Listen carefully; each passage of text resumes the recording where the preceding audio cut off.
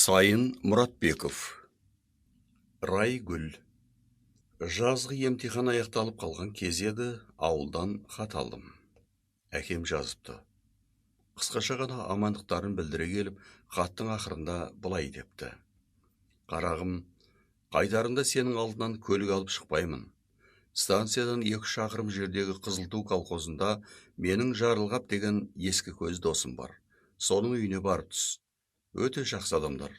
Егер хабар берсең, алдынан шығып өздері де күтіп алар. Ескертерім, үлкендер алдында ерсі мінез көрсетпей, ізет сақтап жүргейсің. Сені ауылға жәкеңнің өзі жеткізіп салмақ. Ол кезде менің әкемнің бұл хатына пәлендей деп мән бере қойған жоқпын. Алдағы оқиға осы хаттан басталар деу кімнің ойына келсін. Тіпті Жарылғап кім, мен білмейтін ол қандай досы.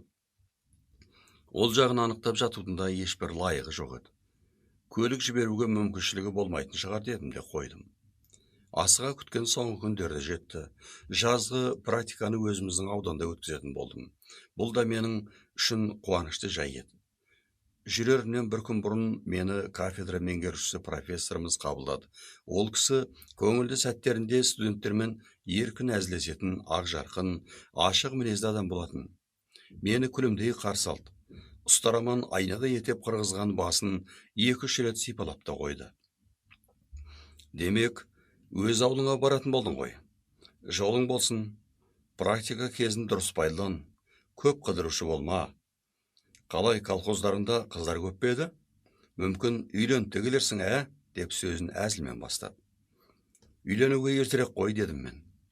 Осы тұста әке шешемде биыл жаз мені аяқтандырсақ деп талай мазалағандары, бір қолғанат жайын айтып жазған хаттары есіме түсіп, сәл қысылып қалдым. Қалай, жігітім, тап бастым ау деймін, қызарып кеттің ғой. Ха-ха-ха деп күледі профессорым. Орнынан тұрған профессор бар денесімен қарқылдап тұрып күлді.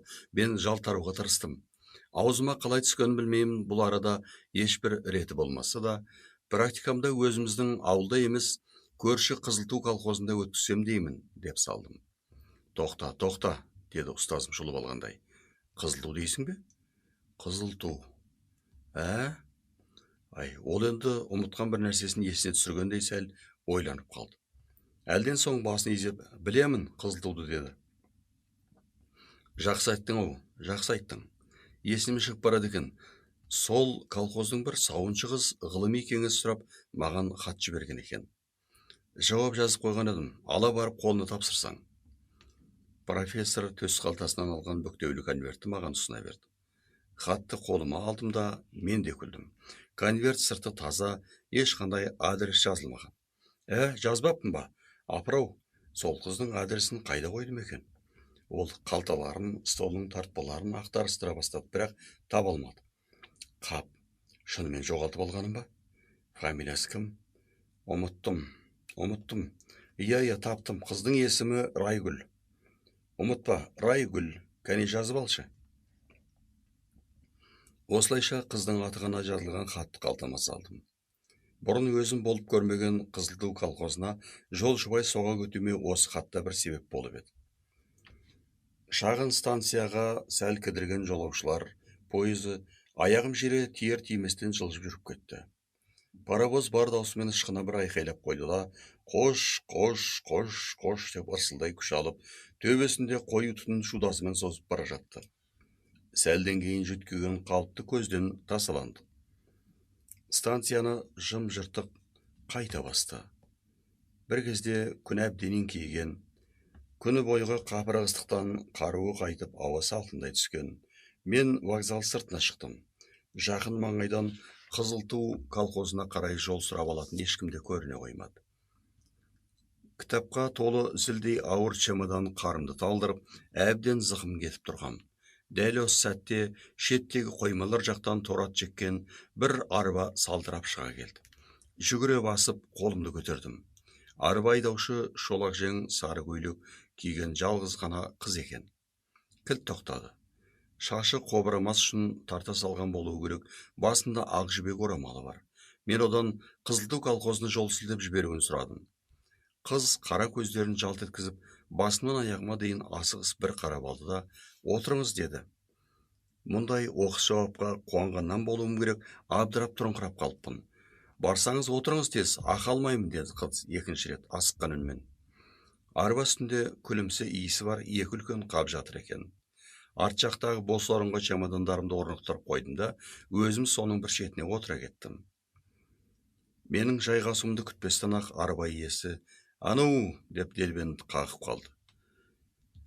Ат жұлқынып кеткенде шалқамнан түсіп қала жаздадым. Артына бұрылған қыз ұстанып отыр деп айқайлап қойды. Торы атты сар желгізіп жүріп кеттік.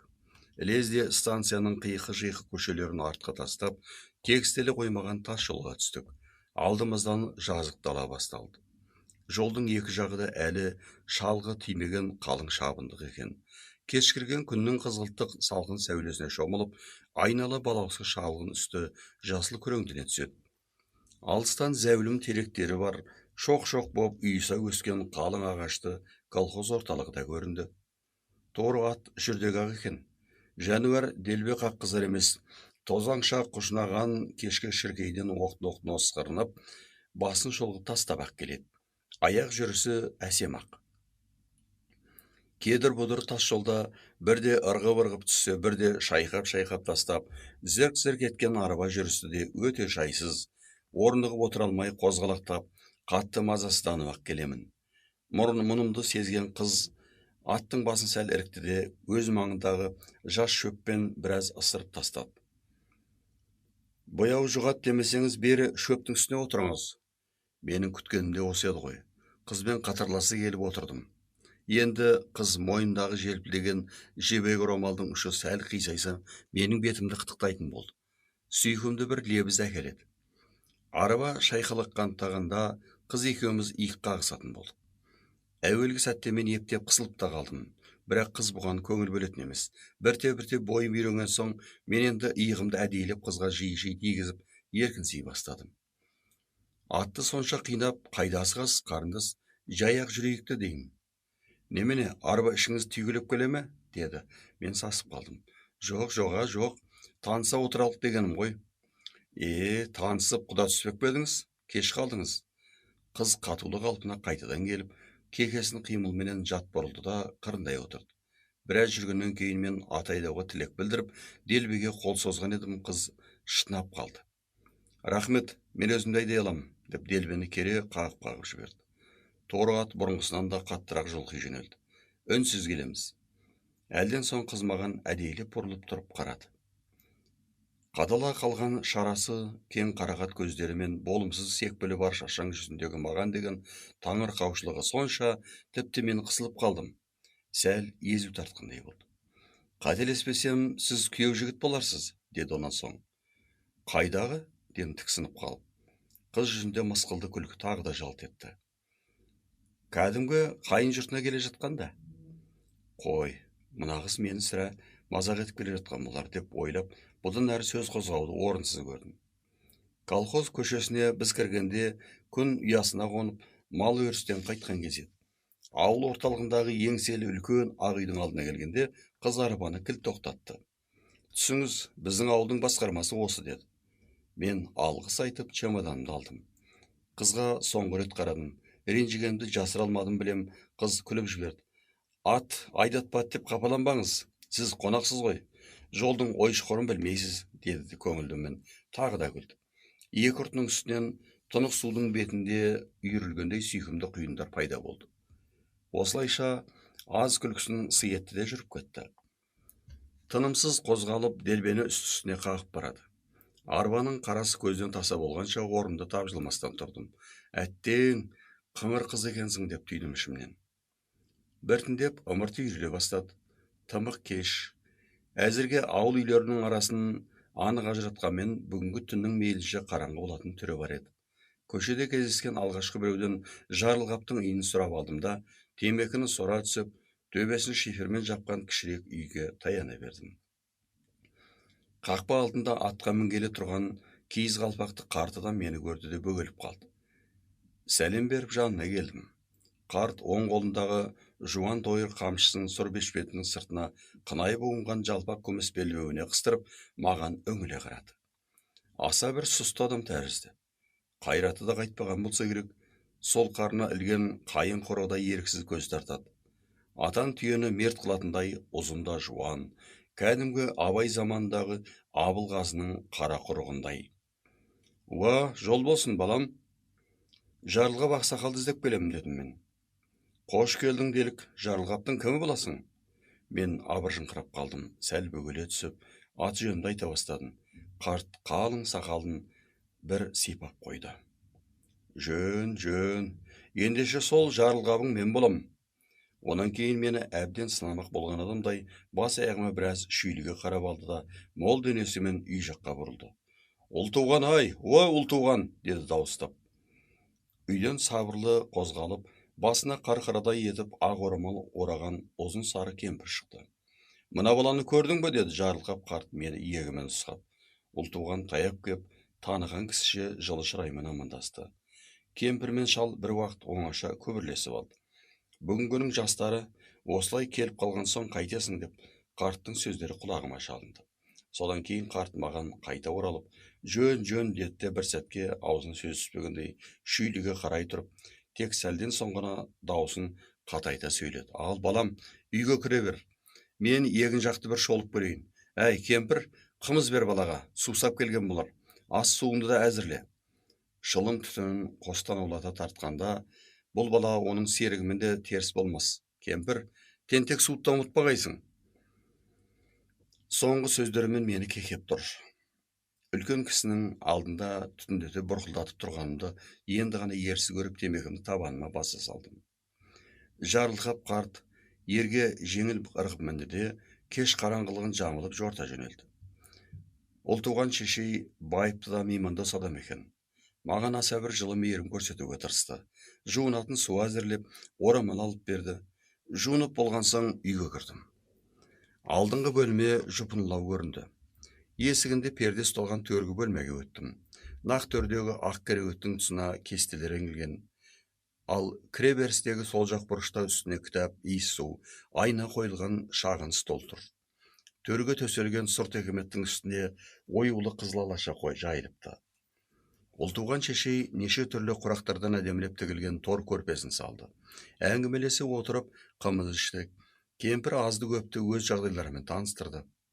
Жер ортасынан асып қалған кемпір шалымыз, ел ішінде біреулерден ілгері, біреулерден кейін дегендей жүріп жатқан жайымыз бар. Ортамызда ерке өскен жалғызымыз өткен жылы 10 жылдықты бітірген, қазір сауыншы болып істейді. Елді шулатып жүрген мықты сол, деп ұлтуған шешей сөз арасында қызы туралы аса мақтанышпен күле сөйледі. Бірақ шешейдің екі сөзінің бірінде қызын айта бергені маған ұнаған жоқ. Сәлден кейін ол иығындағы бөлмеге шығып кетті. Төсекке сүйенген бойда маужырап отырып көзім ілініп кетіпті. Қанша мызғанды білмеймін, лып етіп жанған шамның сәулесінен ояндым. Біреу перде арасынан сығалады да басын кер тартып алды. Білегін ғана созып шамды қайта өшірді. Осының артынша ауызғы бөлмеден ұлтуған шешеймен әлдекімнің сөйлескен сөздері анық естіліп тұрды. Шамасы қызы келген болу керек. Апау, қонағыңыз мені сынапта үлгерген болар, деді қыз көңілді үнмен. Әлгінде станцияға ашшыға барғанда бұл кісі менің арбама отырып келген еді. Құрып қалсын не дейді? Сөйлесіп те қойдыңдар ма? Жоға, мен өзім жол бойы көңілсіз болып, жігітіңіздің сөзіне құлақ асатын мұршамда болмады. Мәссаған, бұл не дегендері деп қайран қаламын. Менің ойымды олардың сөзі қайта бөліп әкетеді. Бәрі Жұман ағаның қырсықтығы ғой. Не өзі білмейді, не білетіндердің айтқанына көнбейді. Жә, Жұман тағы да құлқылайтын дедіңдер ме? Жоға, апа десе, сауын сиырларды түнде де жайылымға шығарайық десек, соған қасарысып көнбей отыр ғой. Тек әрі, түнде сиыр жайылушы ма еді? Қыз шешесінің тікісіне таңырқауына рахаттана күлді. Міне, Жұман аға да сіз сияқты айтады. Жайылғанда қандай? Қыз енді шешесіне түнгі жайылым туралы тәптіштеп түсіндіре бастады. Ұлтуған апай қызының тез-тез айтқан сөздеріне тамсанып таңтайын қағады. Енді бір әзірде қызы бүгін кешке барлық жастар жиналып сиыр жаюға баратынын айтып еді. Жә, үйде қонақ барда қыдырған несі деп шешесі де жақтырмайды. Апам қызық осы. Қыдырам деп отырым ба? Сиыр жаюға барамыз деймін. Бақташысы бар ғой, бақсын. Не үшін еңбек ақылады? Апа, әй апа, деді қыз кейіп. Айтсам ғой, тағы да ашуланасыз. Ашуланбайшы, жетеді енді секек деген. Сен бала емессің, білдің бе? Күлме. Бұл сөзге күлетін ештеңе жоқ. Осы уақытқа дейін жүрдің, жетеді енді. Жетті. Ұлтуған шешей соңғы сөздерін дауысын көтеріп қатал айтты. Ту, апай, ақырын сөйлесейші, қонақтан ұят қой. Мына қыздың шешесі мынадай бажылдау өзі қандай екен демей ме? Қыздың ақырын күле тұрып сыбырлаған сөздері ап-анық естілді. Біразға дейін ауыз бөлме тым-тырыс бөле болып тына қалды. Ат дүбірі жерді солқылдата келіп, есік алдына тоқтаған. Біреу аттан гүрс етіп түсе қалды да, аяғына тас байлағандай дүрс-дүрс басып, ауыз бөлмеге кірді. Абыр-дабыр қайта басталды. Келген Жарылғап қарт екен. Әлден уақытта мен жатқан бөлмеге кірді. Батыр-ау, басыңды көтер, кәне, енді әңгімелесейікші. Қарт менің оқуымның барысын, бітіріп шыққан оқуымның кім болатынымды тәптіштеп сұрады. Орайына қарай сөз арасында колхозда қосып қояды. Қазіргі уақытта колхоз басшылығында жақсы білімі барлар ғана істей алатындығын қызына дәлелдейді. Бәрі білімде қалды ғой, дейді ойлана отырып. Өткен күзде біз жаңа председатель сайладық. Қалай болды десеңші? Жиналысқа ауданнан бірінші секретардың өзі келді. Біз әрине алғашқыда ескі бастығымыздың орнына түсірілуіне қарсы болған едік. Бірақ коммунистер мен комсомолдар бірінен кейін бірі сөйлеп, ақыр қойшы, әйтеуір әлгі Жұманды, ескі бастығымыз айтамын ғой, өскен шаруашылықты басқара алмайды, білімі жоқ деп қоярда қоймай орнынан алды. Сонда кімді сайладық дейсің ғой? Осында оқу бітіріп келгеніне бір жыл ғана болған өзіңдей жап-жас агроном баланы. Колхоз құрылды дестік. Жоқ, олай болмады. Білімнің аты білім екен. Өзде бір еті тірі бала болатын. Колхозымыз желі оңынан тұрғандай дүрілдеп шыға келді. Көрдің бе? Әкеңнен сенің де сондай бір оқуда екеніңді естіп қуандым ғой. Қалай, бітірген соң бастық болар ойың бар ма? Деп әзілшіні аралас қарқылдап тұрып күліп алды. Жарылғап қарт атын шөпке қоюға сыртқа шығып кетті де, сәлден кейін бөлмеге қыз келді. Бағана арба үстіндегідей емес, үстіне бүрмелі қоңыр көйлек, аяғына етік киіпті, денесі енді бұрынғыдан да сұлуына түскен. Бос өрілген ауыр бұрымдарын артына қарай сеп тастап қояды. Жақсы демалдыңыз ба, деді жымиып. Рахмет, өте жақсы демалдым. Ішіңіз қалай, тәуір ме, деді күлімсіреп. Тәуір, дедім, қаншама намыстансам да сыр бермеуге тырысып. Мұнан арғы сөздерімді де барынша сабырлы қалыпта айттым. Қарындас, сіз сырт қарағанда тәп-тәуір адам сияқтысыз, бірақ кісіні сыйлау дегенді білмейді екенсіз. Жай айтсам да сөзім оған ауыр тиді білем, жүзіндегі күлкі ізі кенет ғайып болды. Ал сізші, деді онан соң жұлып алғандай. Сіз де ұялсаңыз етті, студентсіз. Осы кезде сырттан кіріп келген Жарылғап қарт. Жә, неғып тұрсың, бар, деп қызың сөзін бөліп тастады. Тамақ үстінде әкесі мен шешесі болмаса, қыз сөзге мүлдем араласқан жоқ. Маған өкпелі сияқты. Әлсін-әлсін елеңдеп, сырттан әлдеқандай белгіні күткендей болады. Жақын жерден бір назды әнді бастаған ысқырық естілген кезде қыз орнынан көтерілді. Жарылғап қарттың қолындағы кесесі стол үстіне тақ ете түсті. Тісің сыңғыр, бұл қайсы екен тағы да, жел шақырып жүрген, деп шытынап. Қыз әкесіне көзінің астымен бір қаратта, сыртқа шығып кетудің ебін таба алмай, ішкі бөлмеге кірді. Ысқырық көпке дейін тынған жоқ. Тек даладан әлдекімнің «Әй, бұгым!» деп жөтеле шыққан дауысынан кейін барып өшті. Кеш жарық, деп есік жақтан сырылдай шыққан солғын дауыс. Ұзын бойлы кеудесімен емес, қарныменен ырсылдай демалған семіз адамды шамның сәулесі көмескі ғана көрсетті. Жарылғап қарт кемпіріне қарай ысырлап отырды. Ой, жақсы келдің. Жұман, жоғарылат. Жұман басын сұққан қалыпта үйдің ішін көзімен тінте бір қарап шықты да сыртқа түкпірініп тастап, нақ төрге кеп отырды. Ол көңіл үшін темір қасықпен табақты тықырлатып, ауыз тигені болмаса асқа беттеген жоқ. Өкпесі ауру болса керек, отырысымен көкірегі шулап, ырсылдап кетті. Киген киімінің қымбаттылығына қарап-ақ білікті адам екенін тануға болатын. Жарылғап қарт екеуі өзара астықтың шығымдылығы жайын сөз етіп біраз отырды. Мұна бала, деді әлден соң Жұман маған сұраулы көзбен қарап қойып. Бұл бала, деді Жарылғап қарт оның сөзін қайталап, өзіміздің бала ғой. Екеуі де сөздерінің соңын айтпастан мен туралы өзара ортақ түсініктері барын орнын аңғартты. Жұман қарашай құйғызып алып сұраптай ұрттады. Ақсақал, мен өз теріме өзім сыймай, қапаланып келдім, деді. Онан соң Жұман күрсіне отырып. Осы жасыма дейін міне дастархан үсті ғой, не үлкенге не кішіге сен деп қарамаған жан едім. Білмеймін, елге істеген жақсылықтарым алдынан жамандық болып шығып жатыр. Жарылқап, қарт жүзі тайып, тұқырайып отырған күйі басын изеді. Несін айта берейін? Жаманды жақсылы біраз жыл болса да ел ағасы болдым. Соғыстан кейінгі шаруашылығы шайқалған колхоздың дәл бүгінгі күндегідей өркендеуіне менің де еңбегім сіңді деп ойлаймын. Қай председатель мен сияқты колхозшылармен тату болды? Айтыңызшы құдайшылығын. Менің есіме әлгінде ғана Жарылғап қария айтқан әңгіме түсті. Қызылту колхозының бұрынғы председателі осы екен ғой деп жорамалдадым іштей. Енді міне фермадан да қуғалы жатыр. Қояр, деп Жарылғап қарт шошығандай басын көтеріп. Солай ақсақал. Жұман кеңкілдеп күлген болды.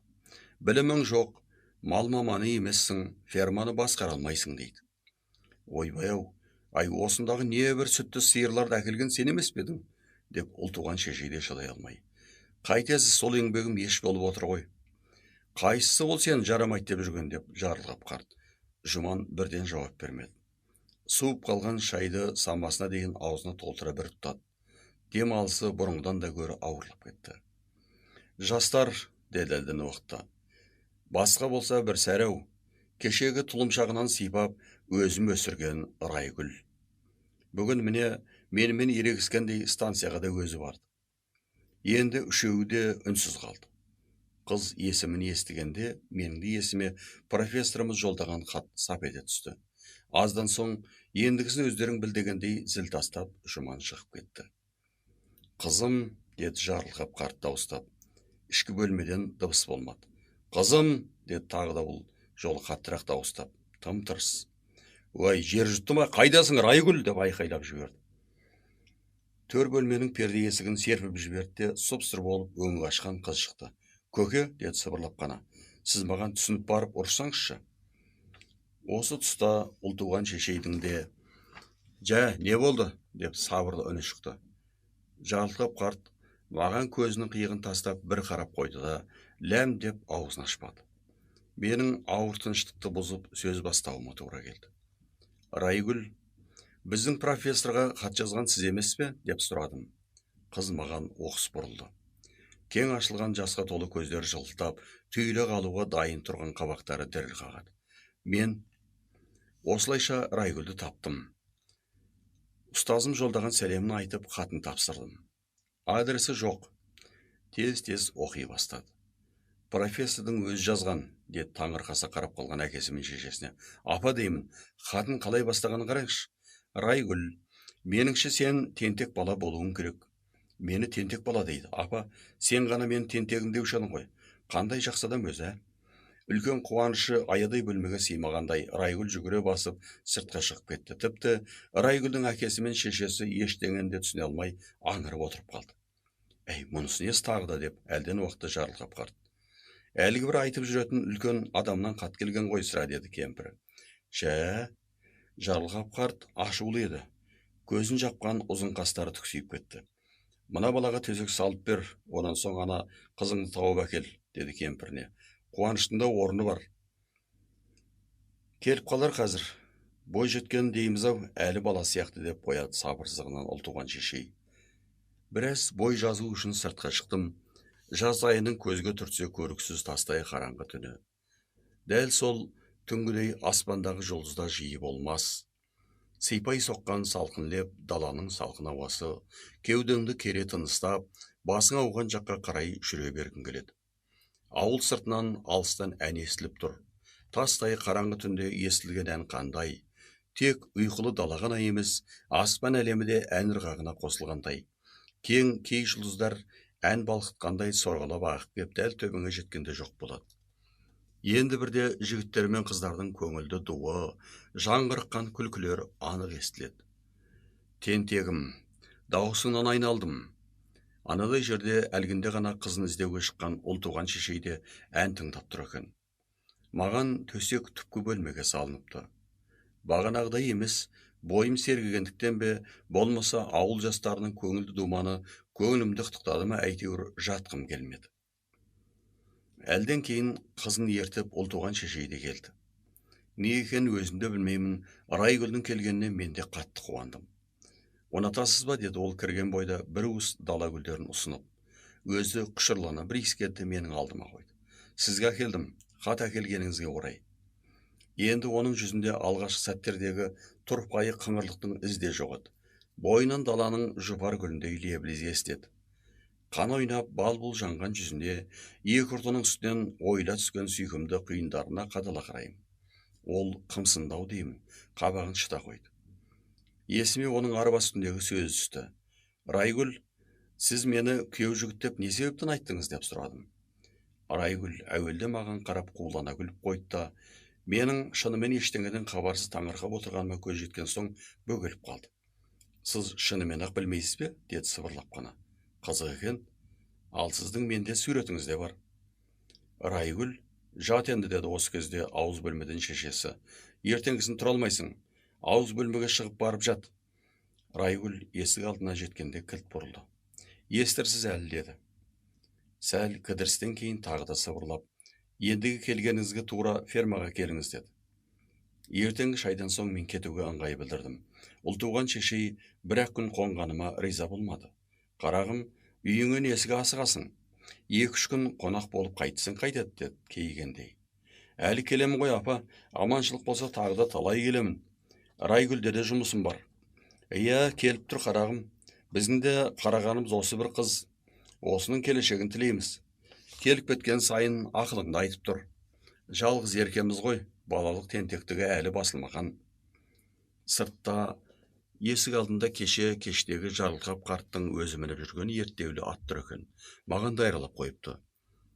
Қарт атты шешіп әкеп, алдыма көлденең тартты да, қарсылығыма қарамастан қолтығымнан демеп өзі аттандырды. Келіп тұратын бол, қарағым, жатсын ба? Біз сенің бір үйің боламыз. Құдағыларға тегіс сәлем де, деп кемпір тағды. Күн әлі ысы қоймағандықтан атты желе шоқырақтатып келемін. Жол бойы ойлай ешбір жауабын таба алмадым. Әкемнің ескі досым дегені қалай, ал бұл кісілердің құдағиы несі? Мен еш уақытта да естімеген бұл жан қандай құдасы? Қалайша естімедім?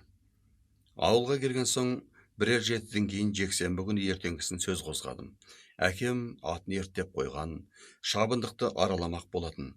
Апам ертерек барып, колхоз наубайханасына бір қабат нан салып кеп, ол нан пісіруші еді. Ертеңгі шайға жұмыртқа жаққан жылы тоқаш әкелді. Мен шай үстінде әкемнен мүмкін болса бір ат тауып беруін сұрадым. Онымен қайда бармақсың? Қызылту колхозына, деді мен практикамның жайын түсіндіріп.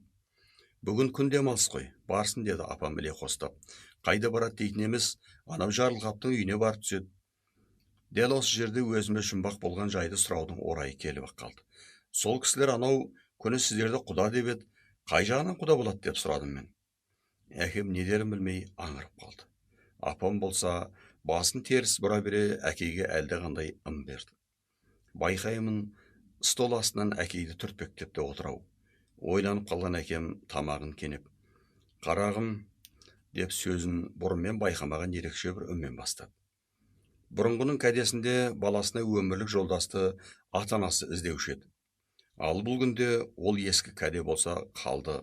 Дегенмен біз мынау шешең екеуміз мейлің құп көрерсің, әлде көрмессің, оқуын енді 2 жылдан кейін бітіреді ғой деп, сол Жарылғаптың қызына құда түскенбіз. Қызы жаман бала емес, ата-ананың қадірінде біледі, тек екеуің ұғыссаң болғаны. Ар жағы түсінікті еді. Әкейдің айтқандарын үнсіз тыңдадым, бірақ ештеңе дей қойған жоқ. Не дерімді өзімде білмедім. Егер әкем мен шешем басқа бір жағдайда дәл осылайша сөйлескен болса, мен осы кісілерді кінәлап сөгіп тастаған болар едім. Ал қазір дәл осы сөздерін тыңдай бергім келеді. Жасыратыны жоқ, Райгүл маған қатты ұнаған болатын. Райгүл, деймін оңаша сыбырлап қана. Ол алдында тұрғандай. Рұқсат етші, мен де сені тентегім дейін. Анау күнгі сыбырлап шақырған Райгүл үні енді құлағымнан кетпей қойды. Қызылту колхозына келісімен бірден табарлы сүт фермасына бұрылдым. Кішірек қақпадан атты байлап, жаяу кіруге тура келді. Қақпа іші кең аула екен. Қызылқұм төселген тасталған жөлкі жолдар ұзына созылып жатыр. Өрістен қайтқан сиырлар сап-салқын жерге кеп рахаттанып, күйіс қайтаруда. Ақ халаттарын жел кеулеп, ары-бері асыққан сауыншылар жүр. Райгүл көріне қоймады. Бір әйелден сұрап едім, бетіме бажырая қарап, немене бұл? Райгүлді іздеген жігіттер көбейіп кетті ғой тіпті соңғы кезде деп күңкілдейді. Жігіті не деп? Дедім шытынап. Аяқ астынан қызғаныш та пайда болды. Әйел мені шеткеріректе тұрған кішірек ақ үйге нұсқап жіберді. Ауызғы үйге кіре бере, түпкі бөлмеден естілген мынадай бір сөздің куәсі боп, есік алдында кілт тоқтап қалдым. Райгүл, деді ақырын ғана жігіттің үні. Мен бүгін жұмыстан қалып, сенімен әдейі сөйлескелі келдім. Не болды бұл? 6 күннен бері күнде кешкісін барып, қақпаларың алдында торимын, ылғи ысқырамын. Неге шықпайсың? Әлде менімен жолыққың келмей ме? Бәсе, ұнжырған түсіп, келгеннен ақ осылай сөйлесетінін сезіп едім, деді қыздың көңілдіні. Кәне, түзу қарашы, ал тағы не айтпасың, сөйле. Райгүл, деді жігіт бұрынғыдан да сайыш сыбырмен. Сен әке-шешеңнен атастырып қойғаны рас па? Әрине рас. Тіпті биыл күзге дейін ұзатпақшы, білесің бе? Кімге? Әлгі бір профессордан хат әкелген студентке. Иә, деді ауыр күрсінген жігіт. Ол студент, білімі бар. Ал мен болсам, бір қарапайым трактористпен әншейін. Не дейін, өзің біл. Орнынан тұрды білем, орындық қинала сықырлады. Әділ, деді қыз енді салмақты үнмен. Тоқта, әуел тыңдасаңшы. Мен өзім шықпайын деп жүр дейсің бе? Көкем осы күн тым қатал, тіпті жұмысқа азар жіберіп жүр. Бәрі әлгі бір студенттің, ол өзі біздің үйге бірақ қонды, оның үстіне хат әкелді. Мен оған оқыған білімді жақсы жігітсің, ал қалыңдықты әке-шешеңе іздетуге ұялсаң етті деп айтуға да оқталдым да ретін таппадым. Ендігіде осы фермаға келіңіз дегем. Келсе айтам ғой, рас, мен сізді сыйлаймын, бірақ бұдан арғы сөздерге естігенде мен тынысым тарылып, қатты күйіндім. Тұра беруге шыдамым жетпеді. Тез кетуге бекіндім. Мен бар уақиғаны бастан аяқ есіме түсірдім. Оймен Райгүл екеуміздің арамызда қарым-қатынасты таразылап, айтқан сөздерін талдап шықтым. Иә, арамызда пәленбай дерлік сөз болмапты. Егер сонау бір хат берермін деген бұрын әкесінде болмаса, ол маған бірден хатты айтатын еді ғой. Ұялсаңыз етті, студентсіз деп, маған кінәлай қараған кейпі көз алдыма келді. Сыртқа қақпадан шыққанымда, орталықта колхоз кеңсесі жақтан шүйіншілеп екі бала жүгіріп келеді екен. Мені біреуге ұқсаттау деймін. Әділ аға, сүйінші, Райгүл тәтеме облыстан телеграмма. Қасыма жақындап келіп, жалт берді. Мен балаларды жаңа өзім шыққан үйге жібердім. Қош боп тұр, Райгүл. Жолуға батылым жетпеді. Екінші қайтып кездесе алмағаныма қапаландым да, амал не, келген жолымен ауылға қарай тартып отырдым. Жазғы практикам аяқталып, қайтар жолда облыс орталығына соқтым. Салқын тарта бастаған жаздың соңғы айының бір күні еді. Демалыс паркінде қыдырып жүріп, облыс озаттарының құрмет тақтасына тап болдым. Көзім көп суреттердің орта тұсында тұрған қызға түсіп, тоқтай қалдым. Бос өрген қолаң шашын өсіріне түсіріп, қарақат көздерін кең ашып, әлденеге таңырқай қарап қалыпты. Бұл кәдімгі бейнесі көз алдынан бір кетпейтін Райгүл еді. Әңгіменің соңы.